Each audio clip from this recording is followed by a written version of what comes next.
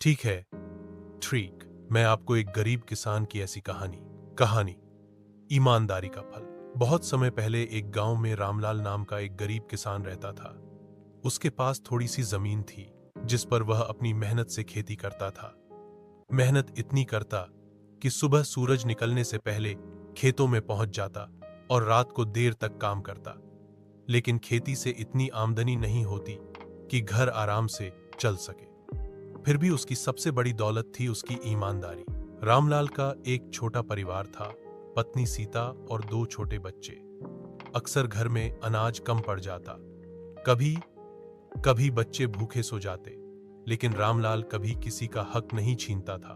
एक दिन की घटना, बरसात का मौसम था। रामलाल हल जोत रहा था कि अचानक उसके हल की नोक किसी कठोर चीज से टकराई। जब उसने मिट्टी हटाई तो देखा कि वहां एक पुराना घड़ा दबा हुआ था। घड़े में सोने के सिक्के भरे थे।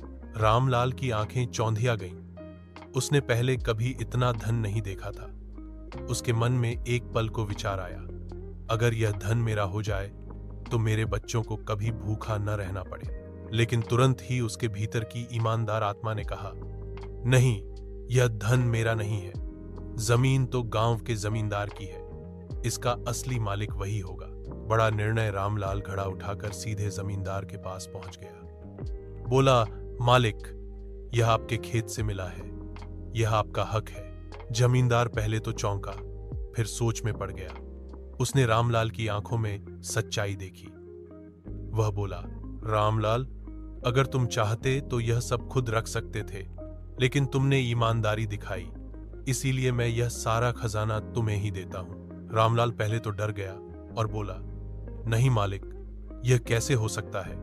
जमींदार हंसकर बोला, तुम्हारे जैसे सच्चे इंसान ही इसका सही उपयोग कर सकते हैं। परिणाम, रामलाल ने उस धन से गांव में कुएं, तालाब और स्कूल बनवाए, अपने बच्चों की पढ़ाई करवाई।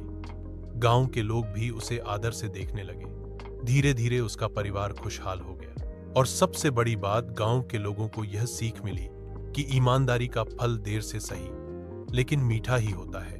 यह कहानी आराम से सुनाने में लगभग 8 से 10 मिनट लगेंगे। क्या आप चाहेंगे कि मैं इसे संवादों और भावनाओं के साथ थोड़ा और नाटकीय अंदाज में लिख दूं, ताकि यह बच्चों या स्टेज पर सुनाने के लिए और असरदार लगे?